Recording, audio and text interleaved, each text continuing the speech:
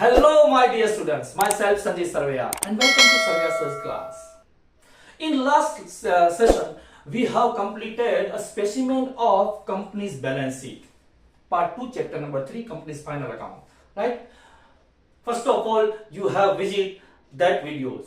Right? Today we will learn about a specimen of statement of P&L.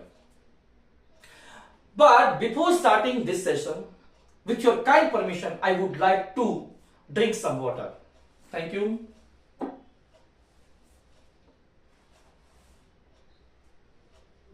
Yes, nice.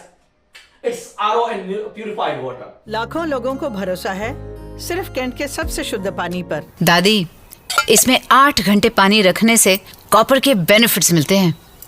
Such a waste of time. देखा कैसे कैसे advertisement हो रही है RO के पानी के बारे में। लेकिन आप सब जानते हैं, पहले के जमाने के जो लोग थे वो ये आरओ वाले, ये मिनरल वाटर्स, ये सब नहीं पीते थे। वो तो खेत में से डायरेक्ट इस तरीके से पानी पी लेते थे, फिर भी वो बीमार नहीं पड़ते थे। फिर भी हमसे भी ज्यादा इस जमाने से ज्यादा वो उसकी लाइफ थी, जैसे कि वो 80, 90, 100 इयर्स तक वो जिंदा रहते थे और उसको कोई बीमारी नहीं होती थी, क्योंकि वो जो डायरेक्ट खेत में से बहता पानी या कुएं से निकाला हुआ पानी वो डायरेक्ट जब पीते थे ना, तो उसको सारे के सारे मिनरल्स, विटामिन सब मिल जाते थे। लेकिन जब से हमारी लाइफ में ये आरओ आया है, तो उसने हमारी जिंदगी से कई सारे विटामिन गायब कर दिए हैं। कई सारे विटामिन गायब कर दिए। कैसे? Vitamin A, vitamin B, vitamin C, vitamin D, vitamin E, F, ये सारे के सारे। सर क्या बता रहे हैं आप? ई, एफ ऐसा के विटामिन होता? हाँ, मैं बता रहा हूं, इससे सारे के सारे विटामिन है वो गायब कर दिया है। क्योंकि आरओ का जब आप पानी पीते हैं तो आरओ का मशीन ही आपको ये कहता है, क्या कहता है? ROP, vitamin C, D, E, F 2। मतलब यदि आप आरओ की मशीन के पास जाके दिल से उसकी आवाज सुनेंगे तो मशीन ही हमें यह कहता है कि आरओपी मतलब आरओ का पानी पी, आरओपी, vitamin C, D, E, F 2, वो सब मुझे विटामिन दे दो, आप मेरा पानी पीजिए और सारे के सारे विटामिन मुझे दे दीजिए। हाँ, इसीलिए आगे जाके B12 के इंजेक्शन लगाने पड़ते हैं, राइट? और कई बार कई सारी बीमारियां भी होती है। देखा आपने लापरवाही का नतीजा है।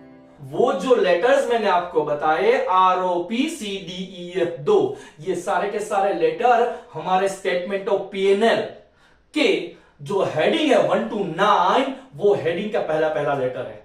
देखिए कुछ इस तरीके से क्या कहा था उस मशीन ने? ROP, CDEF2।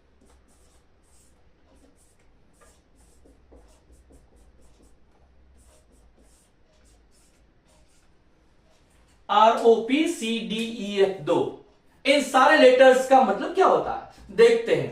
R का मतलब होता है रेवेन्यू फ्रॉम ऑपरेशन, O का मतलब होता है अदर इनकम्स, उसके बाद P है, उसका मतलब होता है परचेज, उसके बाद दिया गया है C, इसका मतलब होता है चेंज इन स्टॉक, मतलब opening stock minus closing stock. उसके बाद दिया गया है D का मतलब होता है डायरेक्ट एक्सपेंस। उसके बाद है E का मतलब होता है एम्प्लॉय बेनिफिट एक्सपेंसेस। उसके बाद दिया गया F का मतलब होता है फिनांस कॉस्ट। उसके बाद दिया गया है D, डेप्रिसिएशन एमोर्टाइजेशन। और उसके बाद लास्ट में दिया गया है O का मतलब होता है अदर एक्सपेंसेस। ये हमारे 1 to 9 है वो हेडिंग है हमारे स्टेटमेंट ऑफ P&L के। वो भी सीक्वेंस में, प्रॉपर ऑर्डर में ही आपको लर्न करने हैं। इस तरीके से revenue from operation, other incomes, purchase, change in stock, direct expense, employ benefit expense, finance cost और डेप्रिसिएशन एमोर्टाइजेशन, अदर एक्सपेंसेस। और लास्ट में 3 वर्ड लिखे PQ। इसका मतलब होता है profit before tax, provision for tax and profit after tax, right? तो देखते हैं उसके फुल फॉर्म। तो इस तरीके से यह है statement of P&L, part 2, chapter number 3, companies final account का स्टेटमेंट ऑफ P&L, राइट? एक अहम स्टेटमेंट है। और इस स्टेटमेंट में के बारे में मैं आपको बता रहा था कि आरओ के मशीन ने जो कहा वो आपको ध्यान में रखना था। आरओ के मशीन ने क्या कहा? ROP, CDEF2 और बाद में PPP। मतलब ये जो उसने स्टेटमेंट दिया, ये जो सेंटेंस उसने बताया, वो हमारे यहां पे स्टेटमेंट ऑफ P&L है। उसका सबसे पहला लेटर है 1 to 9, राइट? इस तरीके से देखिए, सबसे पहले ROP, C बाद में पानी PPP। ओके, ये जो PQ, तो ये था हमारा जो स्लोगन जो बताया, जो मशीन ने वो बात बताई, वही हमारा स्टेटमेंट ऑफ P&L है। किस तरीके से जानते हैं इसके बारे में थोड़ा थोड़ा। चलो, सबसे पहले रेवेन्यू फ्रॉम ऑपरेशन। तो रेवेन्यू फ्रॉम ऑपरेशन का मतलब होता है सेल्स, राइट? जो आप सेलिंग कर रहे हैं और उससे जो आपको इनकम हो रही है उससे कहते हैं रेवेन्यू फ्रॉम ऑपरेशन। उसके बाद है अदर इनकम्स, जो आप पार्टनरशिप के फाइनल अकाउंट में P&L की क्रेडिट साइड लिखते थे, वो इनकम सारी की सारी यहां पे अदर इनकम्स के तौर पे लिखी जाती है। इन दोनों को इनर कॉलम में लिख के उसका टोटल किया जाता है, और टोटल है वो आउटर में इस तरीके से यहां पे लिखा जाता है। और इस टोटल को क्या कहेंगे? इस टोटल को कहेंगे टोटल इनकम, राइट? उसके बाद हेडिंग रहता है एक्सपेंसेस का। तो एक्सपेंसेस में सबसे पहले P से लेके O तक, PCDEF2, ये जो पूरा सेंटेंस है वो एक्सपेंस ही है। तो P से क्या बनता है? P से बनता है परचेज। तो परचेज की जगह पे कई बार कॉस्ट ऑफ गुड कंज्यूम या तो कोक्स दिया जाता है, कॉस्ट ऑफ गुड सोल्ड दिया जाता है, राइट? और इसके बाद है change in stock. Change in stock का मतलब होता है opening stock minus closing stock. ये दोनों माइनस करेंगे आप, ओपनिंग और क्लोजिंग स्टॉक को माइनस करेंगे। कई बार आंसर माइनस में आता है तो वो आप इस तरीके से ब्रैकेट में दिखा सकते हैं, राइट? तो ये हो गया आपका चेंज इन स्टॉक। उसके बाद बात की जाए तो यहां पे डायरेक्ट एक्सपेंस। डायरेक्ट एक्सपेंस में कौन कौन से एक्सपेंसेस आते हैं? जो पार्टनरशिप के फाइनल अकाउंट में ट्रेडिंग अकाउंट की डेबिट साइड जो लिखे जाते थे, जैसे कि फैक्ट्री रिलेटेड एक्सपेंसेस जो थे या वेजेस थी, ये जो दो चीजें बताई मैंने, वो यहां पे डायरेक्ट एक्सपेंस के हेडिंग में लिखी जाती है। उसके बाद आता है employ benefit expenses. Employ benefit expenses में कौन कौन सी चीजें लिखी जाती है? स्टेटमेंट ऑफ P&L में एम्प्लॉय रिलेटेड जो भी इनकम है, मतलब कि आप पार्टनरशिप के फाइनल अकाउंट में P&L अकाउंट की डेबिट साइड एक हेडिंग रहता था एडमिनिस्ट्रेटिव एक्सपेंस। उस डेबिट साइड का ये हेडिंग है, उसमें से जो एम्प्लॉय रिलेटेड अमाउंट है, जैसे कि सैलरी है, commission, bonus, contribution to provident fund, ये सारी की सारी चीजें एम्प्लॉय की होती है, तो एम्प्लॉय रिलेटेड एक्सपेंस है, तो वो इस हेडिंग में लिखे जाएंगे। उसके बाद यहां पे दिया गया फिनांस कॉस्ट। फिनांस कॉस्ट का मतलब यह है कि जो डायरेक्ट केस में या तो बैंक से जो एक्सपेंस हो रही है वो सभी, जैसे कि पार्टनरशिप के फाइनल अकाउंट में हमने P&L अकाउंट की डेबिट साइड एक हेडिंग बनाया था फिनांस एक्सपेंसेस। उस हेडिंग में क्या लिखते थे?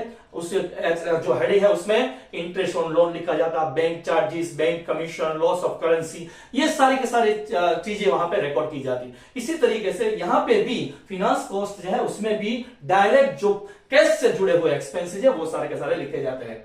उसके बाद बात की जाए डेप्रिसिएशन एंड एमोर्टाइजेशन।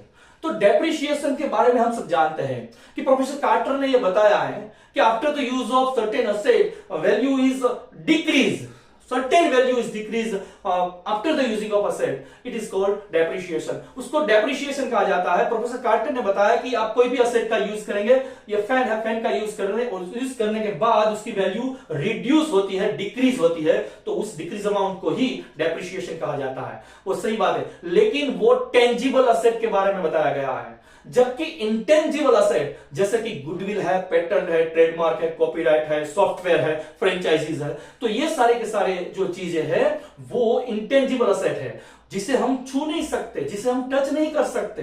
ये सारी की सारी इंटेंजिबल असेट है और यदि उसकी वैल्यू डिक्रीज होती है तो उसको हम डेप्रिसिएशन के तौर पे नहीं लिखते। उस डिक्रीज अमाउंट को हम रिटर्न ऑफ कहते हैं और रिटर्न ऑफ जो अमाउंट है उसी को यहां पे एमोर्टाइज कहा जाता है। एमोर्टाइज का मतलब रिटर्न ऑफ करना, राइट? तो डेप्रिसिएशन और एमोर्टाइज दोनों एक ही है, लेकिन टेंजिबल असेट हो जैसे लैंड एंड बिल्डिंग है, व्हीकल है, मोटर कार है, राइट, वो सब है, उस पर यदि कोई अमाउंट डिक्रीज होती है तो उसको डेप्रिसिएशन कहा जाएगा। लेकिन कोई इंटेंजिबल असेट है, patent, trademark, goodwill, copyright, franchisee, software, तो उस पर यदि कोई अमाउंट डिक्रीज होती है उसे एमोर्टाइज कहा जाएगा। दोनों का मतलब एक ही है, राइट? ओके। और उसके बाद लास्ट जो है अदर एक्सपेंसेस। अदर एक्सपेंसेस में क्या रहेगा? तो जनरली ये लास्ट वाला हेडिंग है, जो कहीं पे भी नहीं रिकॉर्ड होता वो अदर एक्सपेंसेस में होता है, क्योंकि सबका मालिक एक है, साईं बाबा। उसमें के उसके हिसाब से यहां पे जो एक्सपेंस कहीं पे भी सेट नहीं होता वो यहां सेट हो जाता है, राइट? अदर एक्सपेंसेस में जहां पे आप स्टेशनरी का एक्सपेंस देख लीजिए, बेड डेट वगैरह कुछ एक्सपेंस है तो वो लिख सकते हैं। इस तरीके के सारे एक्सपेंसेस है, उसका आप इनर कॉलम में टोटल करेंगे और उस टोटल को आप आउटर में कुछ इस तरीके से यहां पे लिखेंगे, राइट? इस तरीके से लिखेंगे। तो ये इनकम थी और एक्सपेंस, ये इनकम है और ये एक्सपेंस है, दोनों को आप माइनस करेंगे, इनकम में से एक्सपेंस, मतलब हेडिंग नंबर 3 में से आप 4 माइनस करेंगे, 3 में से आप 4 माइनस करेंगे तो आपको मिलेगा प्रॉफिट बिफोर टैक्स। ये प्रॉफिट बिफोर टैक्स जो कि हेडिंग नंबर 3 में से आपको 4 माइनस करना है, वो आपको डायरेक्ट इस तरीके से यहां पे आउटर में लिखा जाएगा।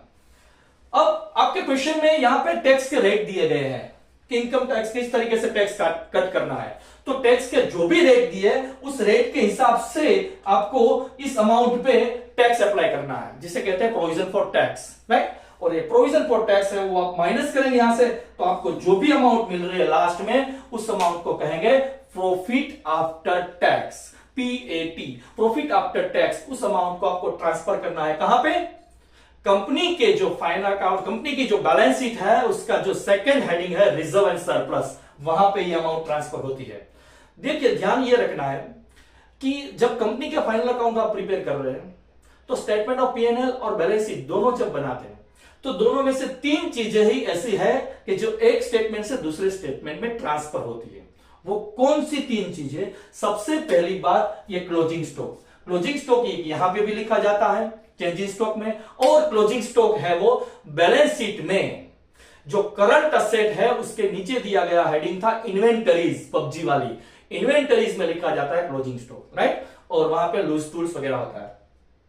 इसके बाद बात की जाए सेकेंड, ये एक हो गया क्लोजिंग स्टॉक, दूसरा ये है provision for tax. Provision for tax है वो भी आपको बैलेंस शीट में लिखना होगा, यहां तो आपने लिखा ही है, लेकिन वही अमाउंट आपको बैलेंस शीट में ले जानी है शॉर्ट टर्म प्रोविजन के हेडिंग में।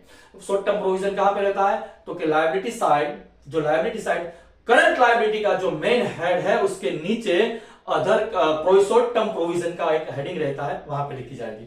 और थर्ड और लास्ट जो बात है वो है PAT, मैंने बताया प्रॉफिट आफ्टर टैक्स, वो यहां रिकॉर्ड किया। इसी अमाउंट को आपको बैलेंस शीट में सेकंड जो हेडिंग है रिजर्व एंड सरप्लस, उसमें लिखी जाएगी प्रॉफिट की अमाउंट, राइट। तो इस तरीके से मैंने आपको स्टेटमेंट ऑफ P&L के बारे में थोड़ी बहुत जानकारी आज दी है। आप इस वीडियो को यदि आपने अभी तक इस चैनल को सब्सक्राइब नहीं किया तो सब्सक्राइब कर लीजिए, वीडियो को ज्यादा से ज्यादा अपने फ्रेंड और रिलेटिव के बीच शेयर कीजिए, और जितना हो सके उतना इसको अपने फ्रेंड और रिलेटिव के बीच फैला दीजिए, क्योंकि ये जो स्टेटमेंट ऑफ P&L है और बैलेंस शीट वाला जो वीडियो है वो आपको कहीं ना कहीं आगे जाके भी हेल्पफुल होने वाला है, राइट। फर्दर स्टडी में भी आपको कहीं ना कहीं ये स्पेसिमेन है वो काम आने वाले हैं, right. Thank you very much for watching.